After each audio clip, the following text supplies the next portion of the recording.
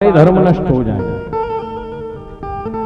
पर धर्म की रक्षा करोगे तो धर्म तुम्हारी रक्षा करेगा। अनसुईया ने कहा ठीक है, हाथ में जल लिया, मन वचन कर्म से पतिव्रता नारी हूं तो ये तीनों छोटे छोटे बालक हो जाए। जैसे ही जल छींटा, छोटे छोटे 6 महीने से भी छोटे शिशु बन गए, गोदी में उठा लाई, लूरू लूरू करने लगी। बोले अब बिना कपड़े के भिक्षा देती और सीधा दूध पिलाने लगी, पलना में झुलाने लगी। अब वहां 6 महीने बीत गए, तीनों देवियां चिंता करने लगी, एक दूसरे से पूछने लगी, अरे तुमको कुछ पता है कहां गए? अरे कहां गए? हमने तुमने जहां भेजा था वहीं तो गए। अब कोई अता नहीं, पता नहीं, कोई ठिकाना नहीं, कोई समाचार नहीं। हमारे बाबा नारद जी फिर पहुंच गए। नारायण नारायण, आज तो लक्ष्मी जी आपका प्रकाश कुछ फीका लग रहा है।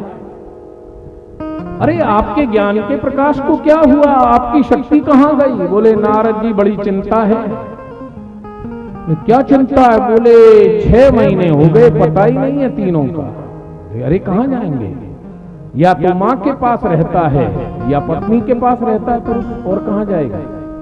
आजकल की बात तो छोड़ो, ऑफिस कह के क्लबों में घूमते हैं, बोलो जय सीताराम।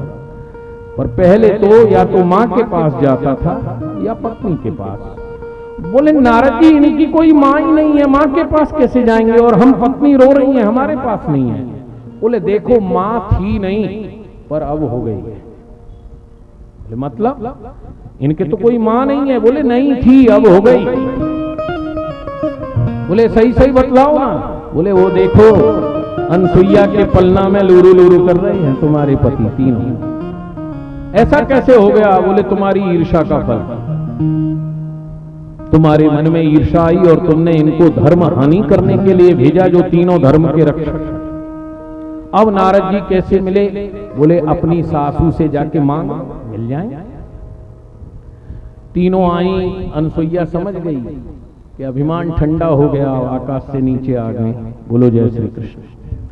कुंडी खड़खड़ाई, अनसुईया बोली कौन हो? बोले हम आपकी पुत्र वधू हैं। बोले मेरे बेटे तो अभी पलना में झूल रहे हैं, बहू कहां से आ गई? बोले हम एडवांस में इनकी बहू हैं। अच्छा बहू हो? अब सास के मतलब की बात बतला दो। जब तीनों ने कहा बहू है, तो अनसुईया बोली चलो बहू का काम करो। लक्ष्मी से कहा गोबर ले और आंगन को लीप, बहुत ज्यादा चमक वाली बनती है। ब्रह्माणी से कहा जा पानी भर के ला, और पार्वती से कहा रसोई में जाओ देवी जी। 6 महीने तक बहुओं का खूब रगड़ रगड़ के आनंद लिया। उसके बाद दया आ गई, भगवान से कहा एक एक रूप से मेरे पास रहो और बाकी अपनी पत्नियों के पास जाओ। नारायण के अंश से दत्तात्रेय, ब्रह्मा के अंश से चंद्रमा मुनि और शंकर जी के अंश से दुर्वासा पैदा। ये भगवान का 6ठा अवतार था। याद आ, भगवान का नर नारायण का अवतार हुआ। देवराज इंद्र ने तपस्या भंग करने के लिए अप्सराएं भेजी। नर नारायण हंसने लगे, देखो इंद्र की बुद्धि खराब, हमारी समाधि नष्ट करने को अप्सरा भेजी है। भगवान नर नारायण ने अपनी छाती में से एक बड़ी सुंदर अप्सरा पैदा की, जिसके सामने देवराज इंद्र की सारी अप्सराएं फीकी थीं। और कामदेव से कहा कामदेव जी हमारी ओर से ये इंद्र को भेंट कर देना, कि उनकी अप्सरा हमारा ध्यान भंग करेंगी, हम तो कहो जितनी अप्सरा बना दें। जब कामदेव ने नारायण के हृदय से उत्पन्न उर्वशी को देवलोक में दिया, इंद्र लज्जित हो गया। उसके पश्चात में परीक्षित को सुखदेव जी सुनाते हैं। परीक्षित कहता है महाराज मनु की तीसरी पुत्री प्रसूति का विवाह दक्ष प्रजापति के साथ हुआ, पर दक्ष तो शंकर जी का ससुर लगता था। फिर ससुर जमाई में किस बात को लेकर झगड़ा हुआ? बोले अहंकार। यदि किसी व्यक्ति को उच्च पद मिले और अहंकार आ जाए तो समझ लो उसके नष्ट होने का समय आ गया। ब्रह्मा जी ने अपने 10 मानसिक पुत्रों में प्रजापति पद पर सर्वश्रेष्ठ जान करके दक्ष को प्रजापतियों का नायक नियुक्त कर दिया और प्रयाग कुंभ में एक यज्ञ किया जिसमें सभी देवता आए। तो ब्रह्मा जी को प्रणाम किया सबने। उसके बाद नायक होने के कारण दक्ष को प्रणाम किया। भगवान शंकर आए। शंकर जी ने ब्रह्मा को तो प्रणाम किया, परंतु संसार में भगवान को देखते हुए मन ही मन सारे संसार को प्रणाम किया। दक्ष को प्रणाम किया। दक्ष जल गया। बोले देखो, श्रूयताम ब्रह्म ऋषियों में सहदेवा सहाग्नया साधूनां व्रतो वृत्तम नाद्यानां च मत्सर अयं तु लोकपालानां यशग्नो निरपत्रप सद्भिराचरित पंथा ये निस्तब्धेन दूषितः। जो साधुओं का व्यवहार है उसे सुनो। ये शिव मेरा दामाद है। मैंने अपनी हिरण जैसी सुंदर कन्या इस बंदर जैसी आंख वाले के साथ विवाह किया। लोग बोले जब शादी की तब बंदर जैसी आंख नहीं दिखी, आज इसकी आंख बंदर जैसी दिख रही है। बोले इसका नाम शिव है, पर ये श्मशान की विभूति लगाता है, मुंडों की माला पहनता है, कपाल में भोजन करता है। साधु महात्मा बोले दक्ष जी जब शादी की तब ये सब नहीं दिखा था, आज शिव ने तुमको प्रणाम नहीं किया, इसलिए भैया ससुर जी को प्रणाम कर लिया करो। बोलो जय श्री कृष्ण। हाँ, यदि घर में शांति चाहिए तो शंकर जी ने प्रणाम नहीं किया तो ससुर जी गुस्सा में आ गए और इतने गुस्सा में आए कि गुस्सा बढ़ता ही चला गया। अंत में शंकर जी को श्राप दे दिया। बोले अयं तु देव यजना इंद्रो प्रेन्द्राधिर्भव सहभागम न लभताम देवे देवगणा। अरे ये लोकपालों के बीच में बैठने के लायक भी नहीं। हम इसे श्राप देते हैं कि आज से यज्ञ में जितने भी लोकपाल और देवता हैं उनके बीच में इसे कहीं भी स्थान नहीं मिलेगा, न कोई भाग। शंकर जी तो बेचारे कुछ नहीं बोले, पर नंदीश्वर को गुस्सा आ गई। नंदीश्वर ने खड़े होकर दक्ष को श्राप दे दिया। बोले जिस दिन संसार में किसी की क्या सामर्थ्य जो यज्ञ करे और हमारे शिव का भाग न हो, पर तुम जिस दिन यज्ञ करोगे और शंकर का भाग नहीं होगा, उस दिन तेरे शरीर पर तेरा ये मस्तक नहीं। शंकर जी ने नंदीश्वर को शांत किया, कैलाश चले गए। बहुत काल बीत गया, किसी ने भी यज्ञ नहीं किया। अभिमान में दक्ष ने कहा कि मैं यज्ञ करूंगा और शिव को भाग नहीं दूंगा। संसार के जितने भी देवता थे सबको निमंत्रण दिया, जितने भी ऋषि मुनि थे सबको निमंत्रण दिया, शंकर जी को नहीं। और शंकर जी के साथ साथ अपनी बेटी सती को भी नहीं दिया। पर सती को पता लग गया। देखो, चिढ़ाने वाले लोग भी संसार में कम नहीं होते हैं। दक्ष ने जब निमंत्रण दिया तो जितने भी ऋषि मुनि देवता थे ना, सब विमानों में बैठ के कैलाश के ऊपर से निकलने लगे। बोले देखते हैं शंकर को न्योता मिला है।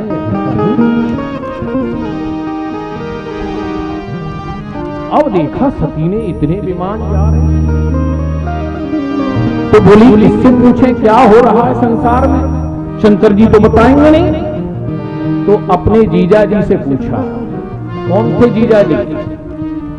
भगवान शंकर के माथे पर चंद्रमा रहता है और चंद्रमा ने दक्ष की 27 लड़कियों के साथ विवाह किया था। बोलो जय श्री कृष्ण।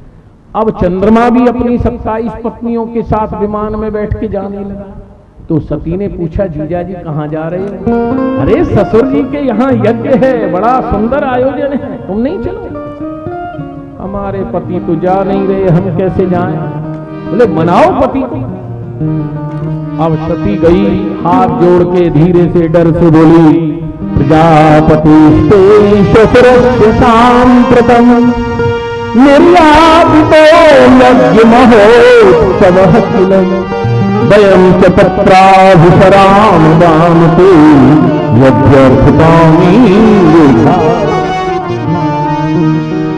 बोले बाबा आपको कुछ पता है? शंकर जी बोले क्या? बोले आपके ससुर जी के यहां यज्ञ हो रहा, ये नहीं था मेरे पिताजी के यहां। जब अपना काम होता है तो माताएं बड़ी चतुर हो जाती। बोले आपके ससुर जी के यहां यज्ञ है, वहां नहीं चलोगे? हमारी सारी बहनें गई हैं, आपके जितने भी साड़ू भाई हैं सब गए, आप नहीं चले? शंकर जी बोले नहीं, हम क्यों? बोले दक्ष ने ब्रह्म सभा में हमसे बैर मान लिया है। बोले आप ही तो कहते हो नाते रिश्तेदार मित्र माता पिता गुरु के यहाँ कोई काम हो तो बिना निमंत्रण जाना चाहिए। हो सकता है यज्ञ इतना बड़ा है उसमें वो आपको निमंत्रण देना भूल गए। बोले इतने बड़े यज्ञ में हमको ही निमंत्रण देना भूले? चलो हमको भूल गए, पर तुम तो उनकी प्रधान लड़की हो, तुमको भी भूल गए। बोले हाँ महाराज बहुत बड़ा यज्ञ है इसलिए भूल गए। आप ही तो कहते हो बिना बुलाए ऐसी जगह चले जाओ। भगवान शंकर कहते हैं पर एक बात याद रखो, यदप्रजुष्यतिहाय मत्वचो भद्रम भवत्यान ततो भविष्यति संभावितस्य स्वजनात् पराभवो यदा ससभ्यो मरणाय कल्पते।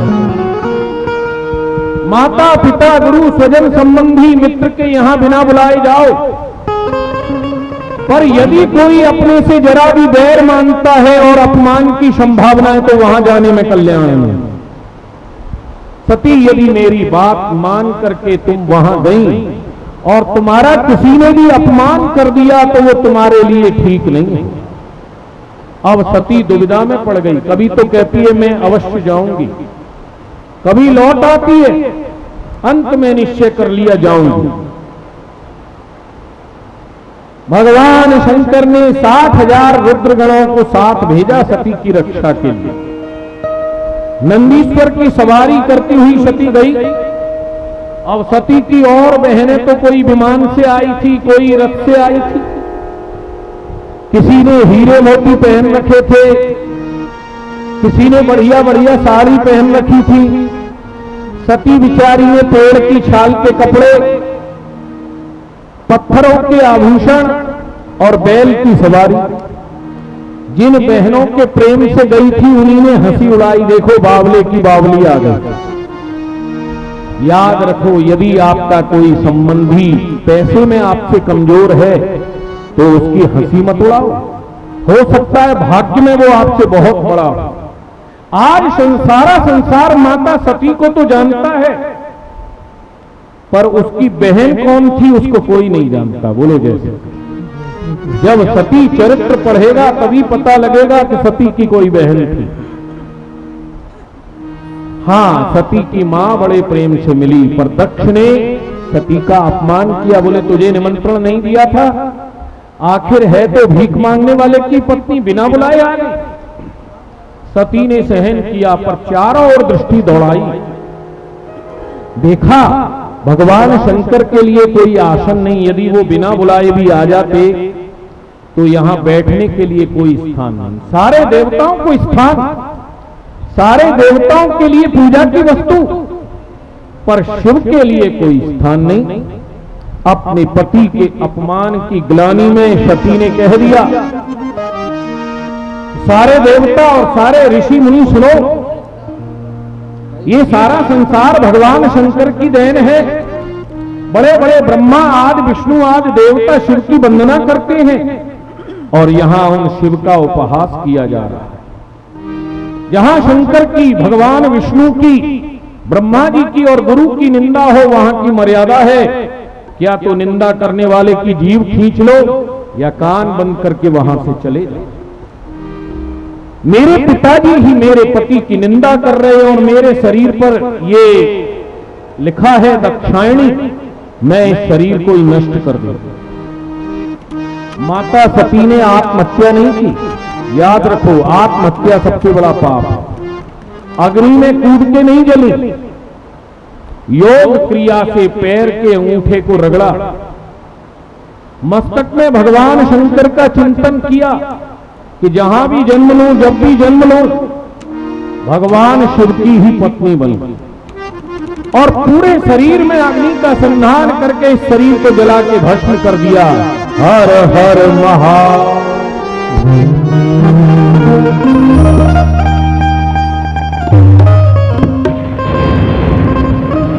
नारद जी के द्वारा शंकर जी को पता लगा कि सती ने देह जला दी और रुद्रगणों को भृगु ऋषि ने मंत्रों से देवता प्रकट करके व्यथित कर दिया। भगवान शिव के नेत्र लाल हो गए, क्रोध की अग्नि ज्वाला प्रज्वलित हुई, अपनी एक जटा को पटका 1000 बाहु वाला वीर भक्त, 1000 भुजाओं से युक्त महाकाली प्रकट हुई। हाथ जोड़ करके कहा, भगवान भूतनाथ बतलाइए क्या करना है। बोले दक्षम स्वयज्ञम जय मद्भटा भटा। जाओ दक्ष यज्ञ को विध्वंस कर। जा करके किसी भूत प्रेत ने यज्ञ कुंडी नष्ट की, किसी देवता का हाथ काटा, किसी देवता का पैर काटा, भृगु ऋषि की दाढ़ी नोच करके डाल दी, पूषा देवता के दांत तोड़ दिए, भग देवता की आंख फोड़ दी, दक्ष के मस्तक को तोड़ के अग्नि कुंडी में डाल। भगवान को चिंता हुई, बोले यज्ञ नहीं होंगे तो वर्षा नहीं होगी, और वर्षा नहीं होगी तो अन्न नहीं होगा, और अन्न नहीं होगा तो प्राणी जीवित नहीं होगा। इसलिए शंकर जी से प्रार्थना करके दक्ष के यज्ञ को पूरा कराया जाए। अरे तेरा पल पल बीता जाए, मुख से जप ले नमः शिवाय। तेरा पल पल बीता जाए, मुख से जप ले नमः शिवाय। तेरा पल पल बीता जाए, मुख से जप ले नमः शिवाय। तेरा पल पल बीता जाए, मुख से जप ले नमः शिवाय। ओम नमः शिवाय, ओम नमः शिवाय, ओम नमः शिवाय, ओम नमः शिवाय,